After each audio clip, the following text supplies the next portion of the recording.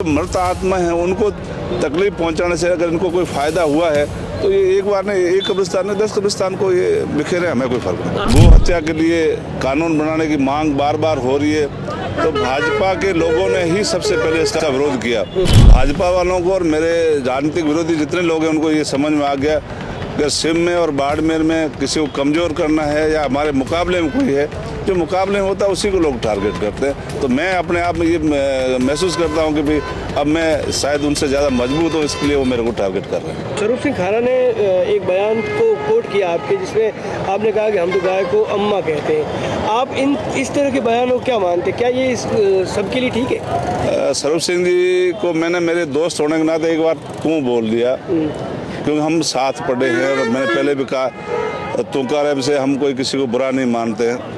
कल वो बोल रहे थे, उससे पहले वो शब्द बोले हैं, मेरे शब्दों को उसने शब्द दिया था अश्लील शब्द। अश्लील शब्द मैं इतना ज़्यादा पढ़ा लिखा नहीं हूँ, लेकिन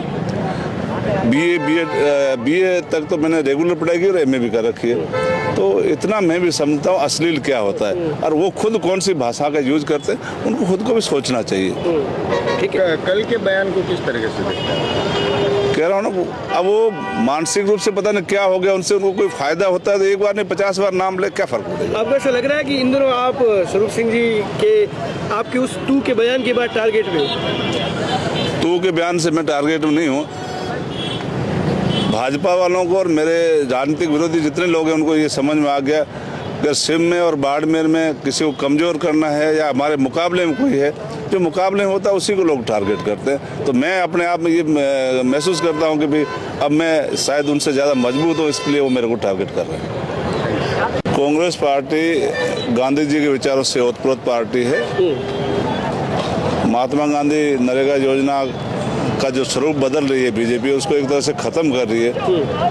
उसके लिए ऑल इंडिया कांग्रेस कमेटी ने पूरे भारतवर्ष में एक प्रोग्राम दिया। उस प्रोग्राम के तहत एक दिवसीय उपवास सांकेतिक रूप से हर जिला मुख्यालय पर रखा गया। उसी के तहत आज बाड़मेर कांग्रेस सांकेतिक उपवास के रूप में यहाँ अम्बेडकर जी के चरणों में बैठी। इसके बाद ग्रामीण इलाकों का रुख करेंगे? हाँ, ये कंटिन्यू प्रोग्राम है, प्रोसेस है। 8 तारीख को जयपुर में इनकी तैयारियां हुई, 10 तारीख को हर जिले पे प्रेस कॉन्फ्रेंस हुई और आज सांकेतिक उपवास है। कल 12 तारीख से लेकर के कंटिन्यू अगली 25 तारीख तक, 25 फरवरी तक कोई न कोई प्रोग्राम कंटिन्यू रहेगा। और कांग्रेस पार्टी इसको लेकर के लाइफ लाइन थी जो मानरेगा आम आदमी की, गरीब आदमी की, इस लाइफ लाइन को बचाने के लिए, जो लोगों को जागृत करने के लिए हर गांव तक जाएगी। कल का जो सर ये बाड़मेर जैसलमेर बालोतर संसदीय क्षेत्र का पार्ट तो नहीं है, लेकिन पोखरण में जो कुछ हुआ जैसलमेर जिले में, आपके पड़ोस के जिले में, उसको लेकर क्या कहना चाहेंगे? ये पूरा घटनाक्रम है, उसको लेकर आपकी क्या राय है? कोई भी हो, जो घटना हुई वो दुर्भाग्यपूर्ण घटना है और सबसे पहले अगर निंदा करने में वालों में था तो मैंने उसका ट्वीट करके निंदा भी की है। ऐसे कुछ तत्व होते हैं, किसी जाति धर्म या विशेष ऐसा कोई नहीं होता, लेकिन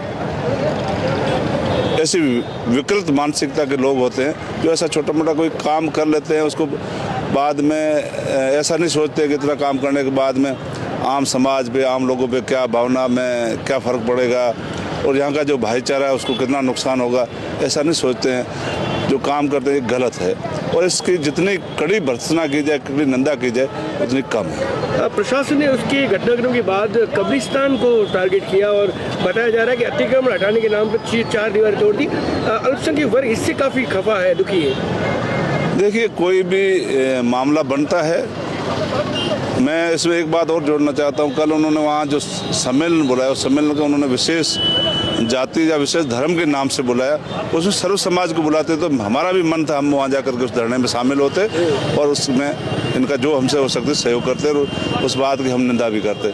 लेकिन उन्होंने विशेष वर्ग के लिए, विशेष धर्म के लिए उन्होंने सम्मेलन बुलाया और सम्मेलन बुला करके उसमें भी ऐसे सभी लोग अच्छे होते हैं, ऐसा भी नहीं है। कई लोग ऐसे उसमें गड़बड़ होते हैं जिन्होंने जा करके कब्रिस्तान हो, चाहे शमशान हो, चाहे कोई भी ऐसी जगह हो, जो बेचारे संसार छोड़ के चले गए, उनकी आत्माएं पता नहीं कहाँ हैं। अलग अलग धर्म के मामले में अलग अलग लोगों की मानसिकता है कि वहाँ आत्माएं हैं। उन जो मृत आत्मा हैं उनको तकलीफ पहुँचाने से अगर इनको कोई फ़ायदा हुआ है तो ये एक बार नहीं, एक कब्रिस्तान में 10 कब्रिस्तान को ये बिखेरे, हमें कोई फर्क नहीं। आपका जो समाज है उन्होंने भी एक बड़ी बैठक बुलाई है और बताया है कि इसको लेकर ज्ञापन लिया जाएगा। ये पता नहीं भारतवर्ष को और ये पश्चिमी राजस्थान को थोड़ी नज़र लग गई है, कानून को ये कुछ लोग मानते ही नहीं हैं। और मैं आपको के माध्यम से आपके लोग जो अपने मीडिया के साथी उनको भी कहना चाहता हूँ, ये पीला पंजा ऐसे कर इनको इतना फेमस कर दिया, पीला पंजा लेकर के कोई भी उसमें आदमी हो तैयार हो जाता है और फिर उसके खिलाफ प्रशासन कोई कार्रवाई नहीं करता, ये ठीक नहीं। हर चीज़ का प्रोसीजर होता है, जिसने गलती की वो गिरफ्तार होना चाहिए। और भारत में गो हत्या के लिए कानून बनाने की मांग बार बार हो रही है, तो भाजपा के लोगों ने ही सबसे पहले इसका विरोध किया। आपको याद होगा उसने शब्द एक यूज किया था, बीफ। माननीय मंत्री है भारत सरकार में, उन्होंने कहा मैं खुद इसका सेवन करता हूं, इसलिए लोग चुप हो गए। इनको कड़ा कानून बनाना चाहिए, सख्त कानून हो, उसके तहत ऐसा अगर कोई करता तो उसको सख्त कार्रवाई होनी चाहिए कानून के दायरे में रह करके। कोई भी आदमी खड़ा होकर के लाठी लेके चला जाए, सामने वाले को, गरीब को, कमजोर को मारने की कोशिश करे या उसको धर्म को ठेस पहुंचाए, ये गलत है। स्वरूप सिंह खारा ने एक बयान को कोट किया आपके, जिसमें आपने कहा कि हम तो गाय को अम्मा कहते हैं। आप इस तरह के बयानों को क्या मानते हैं? क्या ये सबके लिए ठीक है? स्वरूप सिंह जी को मैंने मेरे दोस्त होने के नाते एक बार तू बोल दिया, क्योंकि हम साथ पढ़े हैं और मैंने पहले भी कहा तुकार से हम कोई किसी को बुरा नहीं मानते हैं। कल वो बोल रहे थे, उससे पहले वो शब्द बोले हैं, मेरे शब्दों को उसने शब्द दिया था अश्लील शब्द। अश्लील शब्द, मैं इतना ज़्यादा पढ़ा लिखा नहीं हूँ, लेकिन बीए तक तो मैंने रेगुलर पढ़ाई की और एमए भी कर रखी है, तो इतना मैं भी समझता हूँ अश्लील क्या होता है और वो खुद कौन सी भाषा का यूज करते हैं, उनको खुद को भी सोचना चाहिए। ठीक है, कल के बयान को किस तरीके से देखते हैं? कह रहा हूँ ना, अब वो मानसिक रूप से पता नहीं क्या हो गया, उनसे उनको कोई फायदा होता है तो एक बार नहीं 50 बार नाम ले, क्या फर्क पड़ेगा? आपको ऐसा लग रहा है कि इन दोनों आप स्वरूप सिंह जी के आपके उस तू के बयान के बाद टारगेट में हो? तू के बयान से मैं टारगेट में नहीं हूँ।